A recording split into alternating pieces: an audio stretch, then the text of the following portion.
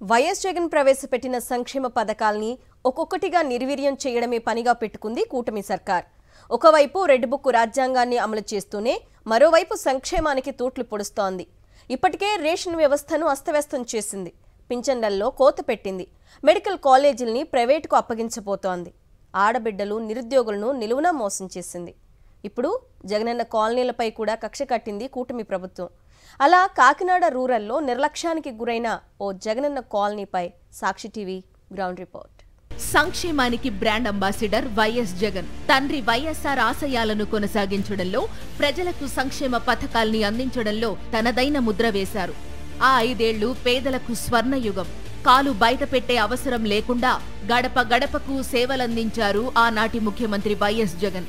ఇందులో భాగంగా పేదలకు పక్కా ఇళ్లు కార్యక్రమాన్ని రాష్ట్ర వ్యాప్తంగా అమలు చేశారు. కోట్లాది రూపాయలు ఖర్చు చేసి భూములు కొని లేఅవుట్లు వేశారు. అందులో జగనన్న కాలనీలు ఏర్పాటు చేసి ప్రజలకు తాగునీరు, విద్యుత్ వంటి సదుపాయాలు కల్పించారు. అయితే రోడ్లు, డ్రైనేజీలను నిర్మించే సమయానికి ఎన్నికలొచ్చాయి. ఆ తరువాత కూటమి ప్రభుత్వం అధికారంలోకి వచ్చింది. జగన్ ప్రవేశపెట్టిన ఎన్నో పథకాల్ని తుంగలో తొక్కినట్టే జగనన్న కాలనీల్ని కూడా నిర్లక్ష్యం చేస్తోంది కూటమి ప్రభుత్వం. అందులో ఒకటి కాకినాడ రూరల్లోని తిమ్మాపురం జగనన్న కాలనీ. సాధారణంగా ప్రజలు నివసించే ప్రాంతాల్లో మౌలిక సదుపాయాల కల్పనలో భాగంగా సీసీ రోడ్లు, డ్రైనేజీలు నిర్మిస్తారు. కానీ ఇక్కడ మాత్రం ప్రైవేటు కళాశాలలు, ప్రైవేటు వ్యక్తుల లేఅవుట్ల కోసం సీసీ రోడ్లు నిర్మిస్తుంది కూటమి ప్రభుత్వం. ప్రభుత్వం నిర్మిస్తున్న మెడికల్ కాలేజీల్ని ప్రైవేటు వ్యక్తులకు కట్టబెడుతూ ప్రైవేటు సీఎం అనిపించుకున్న చంద్రబాబుకు ఇలా ప్రైవేట్ ఆస్తుల కోసం రోడ్లు నిర్మించడం పెద్ద పనే కాదు. దీంతో జగనన్న కాలనీల్లో ఉంటున్న ప్రజలు రోడ్లు, డ్రైనేజీలు లేక ఇబ్బందులు పడుతున్నారు. రియల్ ఎస్టేట్లు ఎవరైతే ఉన్నారో అక్కడ రియల్ ఎస్టేట్ వేస్తారో అక్కడ రోడ్లు, ప్రైవేట్ కాలేజీలు ఏదైతే విద్యాసంస్థలు ఉన్నాయో లక్షల రూపాయలు వసూలు చేసి ఫీజులు వసూలు చేసి ప్రైవేటు విద్యాసంస్థలకి లక్షలాది రూపాయలు పెట్టి రోడ్లు వేశారు, సీ రోడ్లు వేశారు. అంతేగాని ఇక్కడ పేదవాడు ఇక్కడ ఉండి చూడండి, ఇక్కడ కనీసం ఇక్కడ మురుకులో నడిచి వెళ్ళాలంటే పిల్లలకి దురదలు పట్టేసి ఏముంటాయి ఇందులో తెలియదు. అటువంటి దుర్భరమైన స్థితిలో ఉన్నటువంటి కాలనీలు పట్టించుకోకుండా ఎవరైతే రియల్ ఎస్టేట్లో ఉన్నాయో, ఎక్కడైతే లేఅవుట్లు ఉన్నాయో ప్రైవేటు వ్యక్తులకి లబ్ధి చేకూరే విధంగా ఎన్ఆర్జీఎస్ ఫండ్స్ వీళ్ళు ఖర్చు పెడుతున్నారు. ఇది ఎంతవరకు న్యాయమని నేను ప్రశ్నిస్తున్నాను. తన హయాంలో కాకినాడ జిల్లా వ్యాప్తంగా 341 కోట్ల రూపాయల ఖర్చుతో 319 లేఅవుట్లు వేసి 18 కాలనీలు నిర్మించారు జగన్. 47,962 మంది లబ్ధిదారులకు ఈ కాలనీల్లో ఇళ్ల స్థలాలు కేటాయించారు. తిమ్మాపురంలోని జగనన్న కాలనీ కూడా ఇందులో భాగమే. కేవలం టీడీపీ నేతలకు చెందిన ప్రైవేటు కళాశాలలు, కూటమి నేతల లేఅవుట్ల కోసం లక్షలు వెచ్చించి సీసీ రోడ్లు నిర్మిస్తోంది ప్రభుత్వం. జగనన్న కాలనీలో రోడ్లు వేయడానికి మాత్రం ముందుకు రావడం లేదు. అన్ని పథకాలకు ఆగమేఘాల మీద పేర్లు మార్చేసిన కూటమి ప్రభుత్వం జగనన్న కాలనీలకు కూడా పేరు మార్చేసింది. కానీ మౌలిక సదుపాయాలు మాత్రం కల్పించలేదు.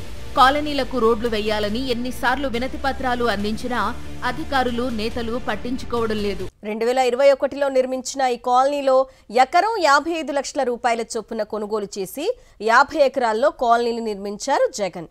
2020 మంది లబ్ధిదారులకు ఇళ్ల స్థలాలు కేటాయించగా వాటిలో 1000కి పైగా గృహాలు పూర్తయ్యాయి. ప్రస్తుతం 900 కుటుంబాలు జీవిస్తున్నాయి. అయితే ఏ వీధికి రోడ్డు లేదు. పైగా వర్షాలు కురవడంతో కాలనీ మొత్తం బురదమయమైంది. జగన్ రెండోసారి గెలిచినట్లయితే తమకు ఈ సమస్యలు ఉండేవి కావని కాలనీ వాసులు చెప్తున్నారు. దీనిపై మరిన్ని వివరాలు మా ప్రతినిధి రాజు అందిస్తారు. ప్రస్తుతం నేను కాకినాడ రూరల్ తిమ్మాపురం అనే విలేజ్లో ఉన్నాను. ఇక్కడే 2021లో వైఎస్ జగన్మోహన్ రెడ్డి, అంటే అప్పుడు ముఖ్యమంత్రి వైఎస్ జగన్మోహన్ రెడ్డి ఇక్కడ జగనన్న కాలనీని మంజూరు చేయడం జరిగింది. దాదాపు 2000 మంది లబ్ధిదారులకు ఇళ్ల పట్టాలు ఇక్కడ కేటాయించడం జరిగింది. ఈ కాలనీలో ప్రస్తుతం అయితే 1000 మంది వరకు కూడా ఇల్లు నిర్మించుకుని ఇక్కడ నివాసం ఉంటున్న పరిస్థితి అయితే ఉంది. అయితే ఈ కాలనీలో ఇన్ఫ్రాస్ట్రక్చర్ లేక, సరైన మౌలిక సదుపాయాలు లేకపోవడంతో ప్రజలంతా కూడా నానా అవస్థలు పడుతున్న పరిస్థితి అయితే ఉంది. చెప్పండి అమ్మా, ఒకసారి ఇక్కడ ముంపు పరిస్థితి చాలా తీవ్రంగా ఉంది. ఏవి చూసినా సరే ఒక కాలువలా కనిపిస్తుంది. ఎంతకాలం నుంచి మీరు ఇబ్బందులు పడుతున్నాయి? ఎలాంటి సమస్యలు ఉన్నాయమ్మా? 2022లో మేము నివాసం స్థలాలు ఇచ్చారు. 2021లో జగన్ గారు జగనన్న కాలనీలు ఇచ్చారండి. ఇక్కడ చాలా రేట్లు కాస్ట్లీ స్థలాలు అయినప్పటికీ పేదవాళ్ళ కోసం ఆలోచించి చాలా రేట్లు పెట్టి లక్షల కోట్లు పెట్టి ఇక్కడ స్థలాలు ఇచ్చారండి.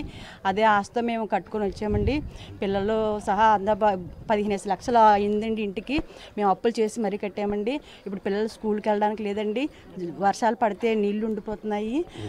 పిల్లలు స్కూల్కి లేదు. ఎవరికైనా అనారోగ్యం వస్తే మనకి హాస్పిటల్కి వెళ్ళడానికి కూడా సౌకర్యం లేదు. వర్షం పడినప్పుడు ఇక్కడ పరిస్థితులు ఎలా ఉంటాయి అంటే రాకపోకలు సాగడానికి వీలుగా ఉంటుందా? ఏంటి పరిస్థితి? వర్షం పడుతుందని మబ్బు వేసినప్పటి నుంచే మాకు చాలా భయాందోళనతో ఉంటున్నామండి. రోడ్లు అయితే కాలువలు మెరిపిస్తున్నాయండి, కాలువలు లేవండి. మా వాడకం నీరు అవని, బాత్రూమ్ లావటరీ నీళ్ళు అవని అన్నీ కూడా అన్నీ కలిసిపోయి పాములతోటి దోమలతోటి చాలా ఇబ్బందులు పడుతున్నామండి. కొంతమంది మహిళలు ఉన్నారు, వారితో మాట్లాడే ప్రయత్నం చేద్దాం. అమ్మ చెప్పండి, మీరు ఎలాంటి ఇబ్బందులు ఎదుర్కొంటున్నారు? ప్రధానంగా ఇక్కడ ఏ సమస్యలు ఉన్నాయమ్మా?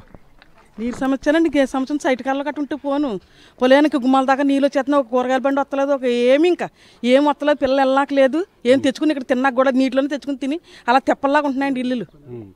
చాలా బాధలు పడుతున్నాం. మరి ఏం చేస్తారో మరి చేయండి ప్రభుత్వం వాళ్ళు. మరి ప్రభుత్వం వచ్చి సంవత్సరం అయింది కదమ్మా, మరి ప్రభుత్వం మీ మీద దృష్టి సారించిందా? మీకు సాధించాలని ఇప్పుడైతే ఏమీ లేదు. మరి ఇప్పటికైతే ఇంకా ఇప్పుడన్నా మరి ఏం చేస్తారో మరి. జగన్ గారు ఉన్నంతసేపు మాకు బాగానే ఉందండి. తర్వాత ప్రభుత్వం మారాక మాకు బాగాలేదండి. వాటర్ అది ఎక్కడికక్కడ ఉండిపోతుంది, పాములు కూడా వచ్చేస్తున్నాయండి మాకు. అదే జగన్ గారు ముఖ్యమంత్రిగా ఉంటే ఏంటి పరిస్థితి? ఆయన ఉంటే మాకు కాలువలు కానీ రోడ్లు కానీ అన్నీ వేసినండి. ఇప్పుడు ఆయన రాకే మాకు ఇబ్బందిగా ఉందండి. ఆయన ఉంటే మాత్రం మాకు అన్ని బాగా చేసినండి. జగన్ గారు ఉంటేనండి. ఈ బాబు వచ్చాక నాలైంది వచ్చి ఒక రోడ్డు లేదు, ఒక కాలువ లేదు. మాలాడు ముసలికి ఏ జబ్బు చేసినా ఇంట్లో చచ్చిపోవాలి, కానీ ఎలా కూడా దారి లేదు. ఇంట్లోంచి బయటికి రావాలంటే భయపడే పరిస్థితులను ఈ కాలనీ వాసులు ఎదుర్కొన్నారు. వైఎస్ జగన్మోహన్ రెడ్డి ముఖ్యమంత్రిగా రెండోసారి కొనసాగుంటే మాకు ఈ సమస్యలన్నీ తీరిపోతును, ఖచ్చితంగా వీధి రోడ్లు డ్రైనేజీలు కూడా ఆయన నిర్మించేవారని చెప్పి ఒక ధీమా వ్యక్తం చేస్తున్నారు. అయితే కూటమి ప్రభుత్వం కక్ష సాధింపులాగా తమ సమస్యలను పట్టించుకోవట్లేదు. ఖచ్చితంగా ప్రభుత్వం అధికారులు స్పందించి మాకు వీధి రోడ్లు డ్రైనేజీలు నిర్మించాలని చెప్పి తిమ్మాపురం జగనన్న కాలనీ వాసులు వేడుకుంటున్న పరిస్థితి కనిపిస్తుంది. ఇప్పుడు శ్రీనివాస్తో కలిసి కరస్పాండెంట్ రాజు, సాక్షి టీవీ, కాకినాడ నుండి.